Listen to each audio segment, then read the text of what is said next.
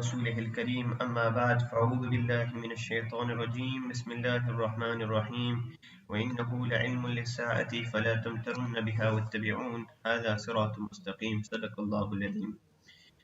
Yesterday we were mentioning that Isa alayhi salam will descend in Damascus, and according to one opinion the first namaz that he will read is Fajr prayer, and according to another opinion it is the Asr prayer. And the way to harmonize between the two narrations is that the first prayer he will read will be in Damascus, and that will be the Asr prayer. And when he reaches Baytul Maqdis in Jerusalem, he will read the Fajr prayer behind Imam Mahdi alayhi salam. And from this point onwards, all namaz will be led by Isa alayhi salam himself. وَتُجْمَعُ لَهُ الصَّلَاةِ. And we mentioned a little about the breath of Isa alayhi salam, how he will have this miracle, this ability, whether this is temporary or it is limited for a specific time period, that he will be able to destroy the disbelievers with his breath. Now, after reading the namaz behind Imam Mahdi, Isa alayhi salam will say, Iftahul Bab, open the door. فَيُفْتَحُ وَرَاءَهُ الدَّجَّالِ مَعَهُ سَبْعُونَ أَلْفِ يَهُودِيٍّ. So the door will be opened, and behind the door will be Dajjal, and with Dajjal will be 70,000 Jews. 70,000 Jews. And all of them will have adorned sword, wasajin, and they will all be wearing green cloaks. And we have mentioned before from the followers of Dajjal that this is one of their signs. They will be wearing green chadars, green scarves, green cloaks. فَإِذَا نَظَرَ إِلَيْهِ الدَّجَّالِ ذَابَ كَمَا يَذُوبُ الْمِلْحُ فِي الْمَاءِ. And when Dajjal looks towards Isa alayhi salam, he will begin to melt, just like how salt melts in water. وَيَنْطَلِقُ حَارِبًا. And Dajjal will begin to run. And Isa alayhi salam will say to him, إِنَّ لِي فِيكَ ضَرْبَةً لَن تَسْبِقَنِي بِهَا. That indeed for me, in you there is such a beating, such a strike, that you will not be able to escape from it. فَيُدْرِكُهُ عِنْدَ بَابِ اللُّدِّ الشَّرْقِيِّ. And Isa alayhi salam will capture Dajjal, will find Dajjal at the eastern gate of Lud. Babi Lud is a very famous gate, and it is currently in Jerusalem near the airport in Tel Aviv. So Babi Lud, this is where Isa alayhi salam will find him. فَيَقْتُلُهُ. And this is where Isa alayhi salam will kill him. For those people who have been, they will know this is one of the places. There is a tree there, and people are usually shown that this is where Isa alayhi salam will kill Dajjal. فَيَهْزِمُ اللَّهُ الْيَهُودِ. And Allah subhanahu wa ta'ala will defeat the Jews. فَلَا يَبْقَى شَيْءٌ مِمَّا خَلَقَ اللَّهُ يَتَوَارَى بِهِ يَهُودِيٌّ إِلَّا أَنْ تَقَى اللَّهُ ذَلِكَ الشَّيْء. There will be nothing from that which Allah subhanahu wa ta'ala has created behind which the Jews will hide, except Allah subhanahu wa ta'ala will give that thing the ability to talk. لا حجر ولا شجر ولا حائط ولا دابة. No stone, no rock, no tree, no wall, no animal. Yes, there is only one exception. إِلَّا الْغَرْقَدَ فَإِنَّهَا مِنْ شَجَرِهِمْ لَا تَنْطِقُ. Except the gharqad tree, because it is from their trees, so it will not talk. This is the only tree that will not talk, that will not give witness, that will not say. What will it say? The remaining part of the narration is mentioned.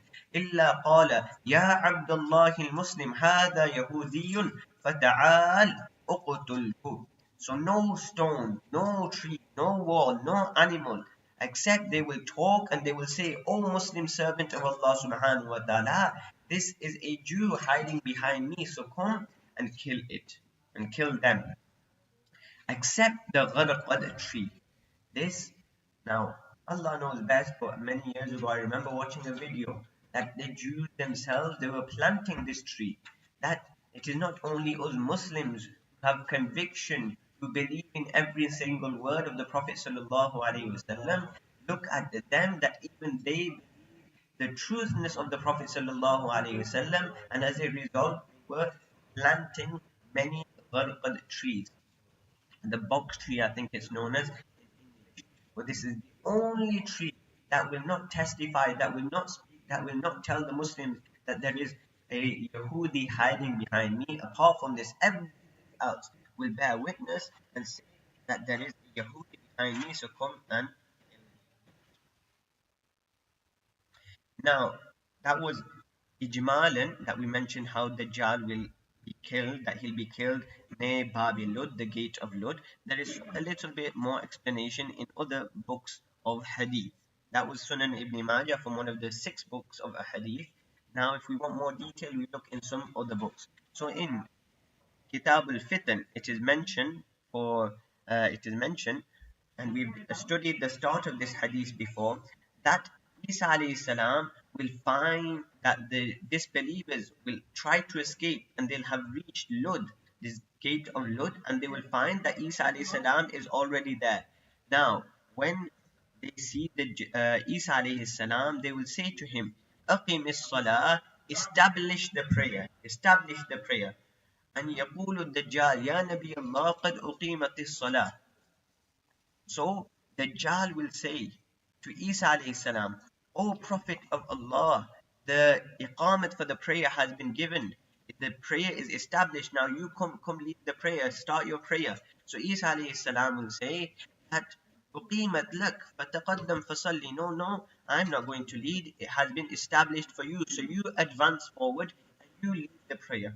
So Dajjal will advance forward to lead the prayer. So then Isa alayhi salam will say to him, "Ya adu Allah, زعمت أنك رب العالمين فلم تصلي." That, O enemy of Allah, you claimed to be the Lord of all universes. And the Lord of all universes is the one who everybody worships. No, he does not worship anybody else. So فَلِمَ تُصَلِّي. So who are you praying namaz for? So he will be exposed at that time. Dajjal, before this, he will have claimed to be a god, and he will have many different supernatural abilities to which will, help deceive the layman in believing that he is Allah. And today he is stood in salah and he's going to go worship somebody else. Isa alayhi salam will say, "Who are you going to read?" And that is when Isa alayhi salam will hit him with a whip that he had, فَيَقْتُلْهُ, and he will kill him. And there will not remain from his helpers anybody that will be behind anything, except that he will say, "Ya mu'min, هذا دجالي فقتله." O believer, this is Dajjali, this is a person from the tribe of Dajjal, from the helpers of Dajjal, from the group of Dajjal, so come and kill them. Now, in Lawami al-Anwar it's mentioned that there is a possibility this prayer that Dajjal will tell Isa alayhi salam to lead, it is only because he will have seen Isa alayhi salam is there and he will be trying to escape from Isa alayhi salam, and he will see no other method except to invent. The first possibility is that he will invent this prayer. He will just make it up. He'll see that, oh, that the Muslims, they are always reading their prayer. Maybe if I tell them it is namaz time and they start reading, that time I will quickly escape. So he will invent a prayer. This is one of the possible opinions. The second opinion is that it will actually be a namaz time at the time. And this is supported by a narration in Sahih Ibn Hibban, which mentions that when Isa alayhi salam descends and he will be leading the Muslims in prayer, and he will raise his head from ruku and he will say, "Sami Allahu liman hamida, qatala Allahu Dajjal." It will be at this time when Allah subhanahu wa ta'ala will kill Dajjal upon the hands of Isa alayhi salam, wa adhhar al-mu'minin, and he will make the believers victorious. And the meaning of this is that Isa alayhi salam will be in prayer. Now this is very important, that even when you are in the battleground, you are not allowed to miss your salah. You cannot miss salah. Even when you are in the battleground and you are fighting the enemy, Allah subhanahu wa ta'ala has instructed the believers, you establish the salah. Yes, maybe not the normal prayer that you read. I have created another method for you. فَإِذَا كُنْتَ فِيهِمْ فأقمت لهم الصلاة فلتقم طائفة منهم معك وليأخذوا أسلحتهم إلى آخر الآية. In the Quran, Allah subhanahu wa ta'ala teaches us about Salatul Khawf. When you are in the battlefield, this is how you read Salah. One will be guarding and one group will be reading, and how they will exchange and swap over, etc., and the difference of opinions between the Imams. But there is Salatul Khawf. So Isa alayhi salam, he will be, say, in the battlefield, and he will be leading the prayer. He will have raised his head from ruku, and it will be at that time when he will kill Dajjal, and it will be allowed, because making these sort of necessary movements whilst reading in the battlefield, it's allowed. In the normal namaz, you can't make any movements, but in the battlefield, it is permissible. So according to the narration of Ibn Hibban, this is the how Isa alayhi salam will kill Dajjal. And like I said, gate of Lud, Babi Lud, may Allah subhanahu wa ta'ala allow us to visit Palestine. May Allah subhanahu wa ta'ala allow us to study all the Islamic history there. May Allah subhanahu wa ta'ala allow us to read 2 rakats there whilst it's in the hands of the Muslims. Ameen ya Rabbil Alameen. Moving on, some tasks completed by Isa alayhi salam. Some of the things that Isa alayhi salam will do when he will return. This is a narration of Bukhari Sharif, where Prophet sallallahu alayhi wa sallam said, وَالَّذِي نَفْسِي بِيَدِهِ, I swear by that Allah subhanahu wa ta'ala in whose hands my life is in. لَيُوشِكَنَّ أَن يَنزِلَ فِيكُمْ إِبْنُ مَرْيَمَ حَكَمًا أَدْلًا. It is close that Ibn Maryam, Isa alayhi salam, descends within you as a just ruler. What will he do? Number one, فَيَكْسِرَ الصَّلِيبِ, he will break the cross. وَيَقْتُلَ الْخِنْزِيرِ, and he will kill the pig. And number three, وَيَضَعُ الْجِزْيَةِ, he will abolish the jizya.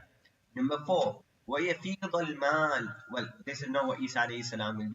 وَيَفِيضَ الْمَالِ حَتَّى لَا يَقْبَلَهُ أَحَدٌ, and wealth will flow until nobody will accept it. حَتَّى تَكُونَ السَّجْدَةُ الْوَاحِدَةُ خَيْرًا مِنَ الدُّنْيَا وَمَا فِيهَا, until one sajda will be better than the world and whatever it contains. Then Hazrat Abu Hurairah radiallahu anhu said that if you wish, you can read the following ayat: وَإِنْ مِنْ أَهْلِ الْكِتَابِ إِلَّا لَيُؤْمِنَنَّ بِهِ قَبْلَ مَوْتِهِ وَيَوْمَ الْقِيَامَةِ يَكُونُ عَلَيْهِ شَهِيدًا, that there is none from the people of the book except they will certainly believe in him before his death, and on the day of judgment he will be against them a witness. So Prophet sallallahu alaihi wasallam has told us that it is very close. Isa alayhi salam will descend. We have discussed this as Muslims, as Ahlul Sunnah wal Jama'ah. We believe, and it is part of our fundamental belief, that Isa alayhi salam will return. But what will he do when he returns? Number one, فَيَكْسِرَ الصَّلِيبِ, he will break the cross. This can be taken literally, that he will break one cross, all the crosses, or however many he passes, Allah knows better, but he will break at least one cross. So literally, to show that he has nothing to do with the cross, he has no association with it, and that he was not crucified on the cross. True, that the Christians believe is completely false. Or number two, instead of taking it literally, it can be taken metaphorically, that he will finish Christianity, he will finish off Christianity as we know it. And this can be seen from the Quran ayat that Hazrat Abu Hurairah radiallahu anhu mentions at the end of this hadith, that there will be none from the people of the book except they will certainly believe in him, i.e. believe in Isa alayhi salam qabla mawti, before his death, i.e. before the death of Isa alayhi salam. This is referring to when Isa alayhi salam descends, everybody will believe in him, whether they were Christian or of any other religion, as in from the people of the book, Christian or Jews. If they did not believe in him, they will be killed with the army of Dajjal, and the others, they will either believe in him or they too will be destroyed. So here, فَيَكْسِرُ الصَّلِيبِ, he will destroy the cross. Number two, وَيَقْتُلَ الْخِنْزِيرِ, he will kill the pig. Again, he will make it clear that you are not allowed to purchase them or eat them, and he will permit the killing of pigs, And again, you can say maybe it's literally, maybe he may kill one pig himself to, again, to confirm and clarify, I never allowed the eating of pigs. It is prohibited. And from the little research that I have done, it is actually mentioned in the Bible that it is prohibited to eat a pig. I think it's called the Leviticus. It is mentioned, if I'm not sure if I mentioned that, if I pronounced it correctly or not, but it is mentioned in there. 1 second, let me get the quote out. And the pig, it is mentioned in the Leviticus, and the pig, because it parts the hoof and is cloven footed, but does not chew the cud, it is unclean to you. You shall not eat any of their flesh, and you shall not touch their carcasses, they are unclean to you. So it is actually mentioned in their own books that it is not permissible to eat pigs, and have also studied how they counter reply to this as well. But for us, it is sufficient. Regardless, pigs are not allowed. وَيَضَعُ الْجِزْيَةَ. Number three, the third thing that he will do is he will abolish jizya. And what is jizya? Jizya is that tax which was paid by non-Muslims living in an Islamic country. And by paying this tax, they were granted complete protection, i.e., it was not permissible to kill them, to harm them, to take their property and wealth, and these non-Muslims were given the freedom to practice their own religion. There was an agreement between the Muslims and the non-Muslims that you pay this tax and you can live in our country with peace. There will be no harm from our side. And if if any harm reaches you from an external enemy, then it is not necessary for you to fight. You just sit here. It is necessary for the Muslims to defend their own countries and its citizens, which includes you, the non-Muslims. So they were guaranteed all of this in exchange for a little bit of money, tax. So their people, they call this jizya, they say it's oppression. If we look properly, this is not oppression, this is justice. They are guaranteed all of this in exchange for a bit of money. Oppression would be to not allow them to stay in the country in the first place, to exile them, or to make them pay the tax but guarantee them no rights, or to make them pay the tax and say you can't worship, you can't follow your own religion whilst you're living in our Islamic country. No, this is justice. You can worship according to your own religion, and you are in complete peace whilst you are in our country. All you have to do is pay this tax. And this brings to the point in the story of Ibn Sayyad. When he claimed to be a prophet, Hazrat Umar asked for permission to kill him, but the Prophet ﷺ refused because he claimed prophethood. Ibn Sayyad, we've studied this before, he claimed prophethood, and the revenge for this, or the punishment for this, is whoever claims prophethood, he deserves to be killed. So Hazrat Umar asked to kill him, but the Prophet ﷺ refused. And why did he refuse? It is mentioned in Musnad Ahmad. He said, فَلَيْسَ لَكَ أَن تَقَتُلَ رَجُلًا مِنْ أَهْلِ الْأَهْدِ, that it is not permissible for you to kill a person from the people that we have an agreement with the Zimmi, the people who have paid jizya. So it was not permissible to kill them. And the jizya was abolished. The meaning of this is that there will be no religion other than Islam, so there will be no one to pay jizya. When there is no non-Muslims, then there will be nobody to pay jizya, as it is mentioned in Abu Dawud Sharif, وَيُحْلِكُ اللَّهُ فِي زَمَانِهِ الْمِلَلَ كُلَّهَا إِلَّا الْإِسْلَامِ. Allah subhanahu wa ta'ala will destroy all of the religions in the time of Isa alayhi salam except Islam. Only Islam. وَآخِرُ دَعْوَانَا الْحَمْدُ لِلَّهِ رَبِّ الْعَالَمِينَ. اللهم إني لك سمت وبك